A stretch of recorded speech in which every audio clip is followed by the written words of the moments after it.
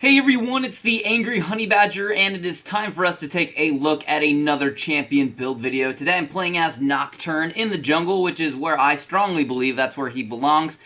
Just because of his kit and of his strong ganks, because of his ultimate, and a lot of other things that we're going to go over in this build video. But first off, we'll start with the beginning.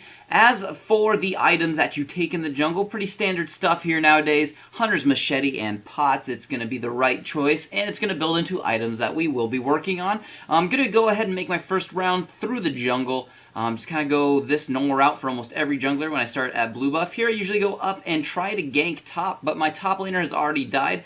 But I did notice that their Darius was low. So I'm going to come out here, I'm going to use my Ghost and try to find him. I am going to use my Fear. Unfortunately, the Fear doesn't hardly fear, it slows him a tiny bit. I am going to be able to pick up the kill on him, but unfortunately their mid lane comes up almost immediately once they saw me. So didn't really get too much of a Mia too fast. I was playing with our mid, so just kind of unfortunate that Katarina reacted really fast to that gank. So good work on her part to being really map aware. So that was kind of good work on their part, but luckily I was able to pick up a kill. Unfortunately, I don't have my buffs anymore, but we'll just have to deal with that for now. Back at base, built a little bit more, going with that Hunter's Machete into that Razor, and then picking up the beginning of my boots, so my ganks are just a tiny bit better, so I have some speed with me, and it's just going to make things a lot easier in the long run. So try to get my boots fairly early on my junglers, because keeping your speed up while ganking is very important. So that is why I try to get my boots fairly early in the game. Still have a couple health pots, so we're going to have those to help us heal us up. Now luckily, Nocturne does heal himself a little bit passively with his passive, his Umbra Blades. Every 10 seconds, you deal 120% damage to surrounding enemies or in that small area around you, and you do get a little bit of health back when that does go off. This passive also does get reduced every second when you do auto attack, so it does speed itself up. So that's something to just kind of remember. So building some extra attack speed on him is going to be a great way to get your passive to go off more, which is going to deal more damage to the enemies around you, and you're just going to be able to heal up a little bit quicker that way too with that built-in passive. So that is his overall passive. Then next we have his Q ability, which is his Duskbringer. You basically throw out your shadows, When you hit an enemy, it'll keep on them, so you can keep running with them, and you get bonus movement speed when you are doing that. And then you also ignore unit collision, so kind of a nice thing, and it deals some damage. So that's going to happen. I'm going to use my ultimate here and try to come in here with a fight. We have mid down here as well. Going to try to zoom in here, but apparently I didn't have any vision on anyone.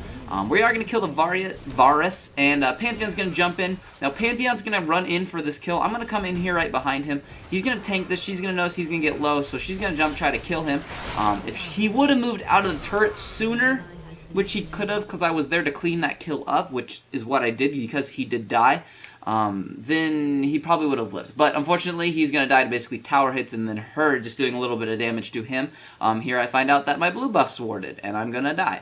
So now I'm not too happy. But I'm back at base now. I have finished off my first real item, which is my Lantern. It's going to give me all that good stuff that helps me in the jungle by killing creeps quicker. It's going to give me some lifesteal, which is going to help me sustain. And I'm going to have that placeable ward. So we have that going for us. And then I do have my boots that I have kind of finished off for now, which are attack speed boots. They're going to be a great choice, so I can proc that passive quicker and just dish out more damage. So we have all that going for us right now. Next, we are going to go over his W ability, which is Shroud of Darkness. It gives you attack speed when you activate it, and then you have, I think it's like 1.5 seconds it's up, and you have the ability to block your next attack or whatever's coming in to hit you. So that's kind of nice if that does go off. And yeah, so you can kind of use that to your advantage in the jungle if you want to kind of give yourself a boost for extra attack speed. So you'll see me using that occasionally while I'm doing that. And then next we have his E ability, which is Unspeakable Horror, which basically is the fear, which we all see. Here I'm going to actually use it right now. I'm fighting Zhao in the jungle. He came in here. He's feared for a second. Going to be a close fight. I'm going to use my ultimate just to deal that extra damage. It was a close one, but I did come out on top, and he was doing pretty good early in this game. So normally in that fight, honestly, I would think that Zhao would win that fight. So Luckily, I was able to win that one in a little 1v1, but I think our items were very similar. He may have been just maybe slightly behind because I think he needed to go back and buy, but that's going to be okay for me because I'm going to pick up that kill nice and easy. I'm going to start building towards a brutalizer, if you cannot tell, by picking up those 2 longswords. So got that happening for us right now, which is going to be great when we build that into one of our next items. It's going to help us deal a lot more damage. Here I'm going to try to come in. We have LeBlanc. We got Cho'Gath moving up from top. I'm going to fear Zhao and come in here, deal a little bit of damage to him. He's going to try to knock me up, but luckily he's on top of my path. That speeds me up when I'm running on it. So I'll be able to pick up a quick kill right there. Try to move in here and see if we can get anything going. Unfortunately, I'm going to get stuck by the Varus ult, which is kind of unfortunate, so I can't really chase with that happening to me. So we're going to move back over here, and then we are going to notice that the Blitzcrank is going to start running at our face, which is interesting because it doesn't appear he has his team really with him. But then Varus decides he's going to run away because we're all still here. Going to be able to pick up a pretty easy kill on the Blitzcrank as well. So another nice little kill. Very early Nocturne is a good champion. I'd say Nocturne's a pretty balanced champion, but he is like a lot of other champions. When you get a little bit ahead, you can start to get a lot more damage happening, and you can pick up some easy kills pretty quick. So right now I do have 5 kills, which is just awesome, really. And we are going to be able to finish off that brutalizer now that we're back at base and pick up some health, which if you can't tell, which you probably can, we are going to be building this into a black cleaver. Here I did watch him take my blue buff, but that's because I was waiting for Nidalee to show up. She's going to be able to finish off that kill after we got that going, and then we're going to run like hell from the rest of their team. Luckily, Nidalee was threw a spear and did a ton of damage to that blitz, and then I hit him with some damage and was able to pick up a quick kill while they were chasing. So kind of a nice little kill there. But we're going to try to push this lane a little bit and see if we can get bottom turret down, because turrets is gold for everyone, and that is a great thing for your team. So don't forget, if you can push a turret, push a turret. I wish we had some more wards on our map, but apparently nobody's warding. So I could use mine from my lantern, but you know what? Haven't used it yet, so that's just what's going on. Picked up that black cleaver, got a lot more damage happening right now, and that armor penetration, which is going to be fantastic. And we have that happening. So like I was saying, we're going over his abilities still a little bit. I just talked about his unspeakable horror, which is his fear and does some damage to them. And then next we have his ultimate, which I think most of us know is his paranoia, which basically come launching in whenever you have vision on the enemy. There we have the Darius Fear, doing a little bit of damage. Now, we are going to be able to kill him, but unfortunately, Pantheon's going to bleed out. Which is going to happen because it's Darius, and yeah, you can't really do anything about that. It's just Darius. So, luckily we did kill him though, and my team's getting murdered in mid lane, and I should go back. Luckily they're not pushing the next tower really, so I was able to pick up top. Or are they pushing? Yeah, a little bit. Pantheon's there. So, I'm going to try to come in here and see if I can cut them off a little bit, but I don't think it's going to happen. Here comes the surrender vote. I'm going to obviously say no, because this game's really not horribly lost yet by any stretch of the imagination. People surrender way too soon in this game. Even if you're down like 7 kills, you're not really out of it. One team fight can turn that around, and we're going to see that happen coming up. So we have that going on. Started building towards my next item. I'm going to pick up a Giant's Belt to get a little bit more durability and just survive a little better in fights. You do a lot of good damage naturally as Nocturne. It obviously helps to increase that damage with some of the items that you do pick up, but you can start getting some durability so you can keep dishing your damage out longer. So we're going to be focusing on that now for a little bit while we're working on that. Luckily, the new Black Cleaver does give you a little bit of health, which is kind of nice. And then Lantern's really nice for that. It gives you a little bit of armor. So these are really good items that kind of complement him very well. Here I'm going to use my ultimate because I did have vision on Katarina. I'm going to come in here, use my fear on her. She is going to get feared. Zhao's there, but he's kind of ditching for a second. But now he's going to get caught out because he decided to join into that fight a bit too late. Going to pick up the kill on him fairly easily and kind of deal with that. Now, Darius is behind us in our base because he just kind of killed Nidalee up by the steps into the base. We're going to try to chase towards him. I'm going to try to hit him with my Q ability. Unfortunately, not quite close enough, but I am going to gain some extra movement speed while I'm over it. Going to try to get close enough to him so I can fear him, which is going to start to happen now. And we're going to be able to do that. And he's going to die. Maybe. Yes. Finally. Good. And a little bit of a chase, but unfortunately Blitzcrank can get away because he runs fast as hell. And we ain't going to be able to catch up. So, yes. Got another kill, though. It's going well.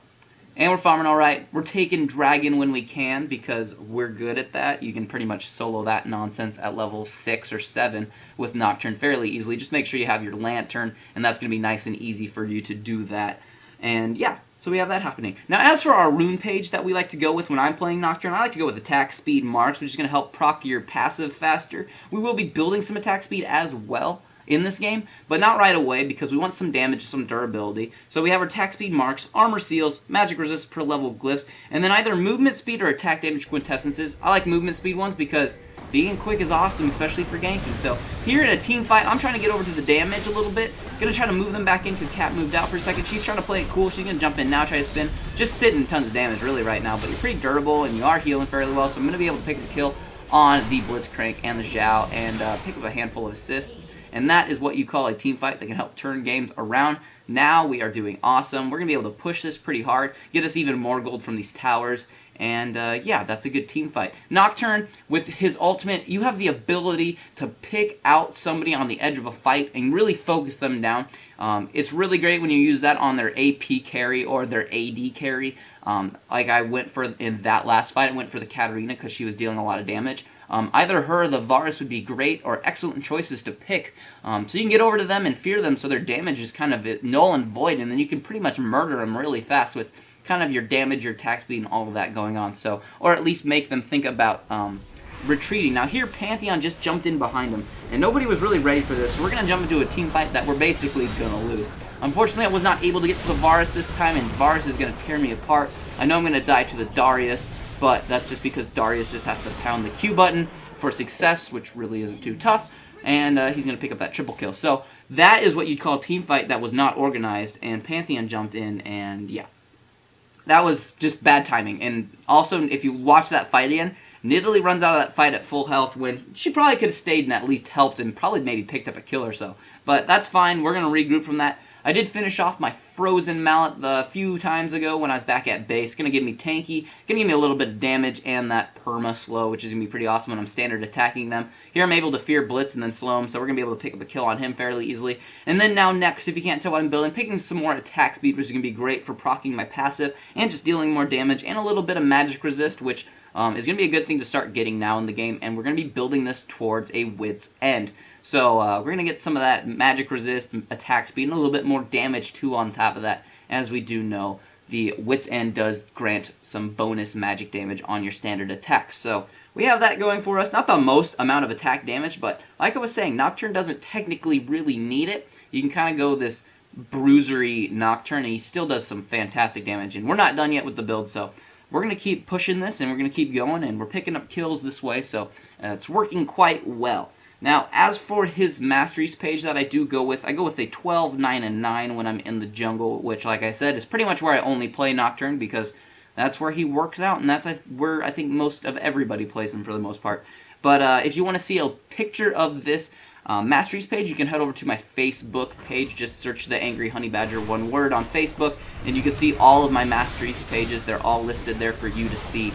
And so you can kind of see what I put my points into, and you can discuss with others on some of that as well. Here we're going to get into a little bit of a fight. I'm going to jump in here and initiate a little bit. They probably could have maybe murdered me faster. They reacted fast enough, but luckily I was able to slow them down enough that my team could catch up. And we were able to kill the Blitzcrank a little bit, which is always nice. Now with them dead a little bit, we're going to head over here to Baron and pick this up, because it's long overdue. We should have done this a while ago, but that's fine. We're going to pick that up now, get that bonus gold, and be doing awesome for the most part. So, a little bit of that happening. What else should we talk about with Nocturne?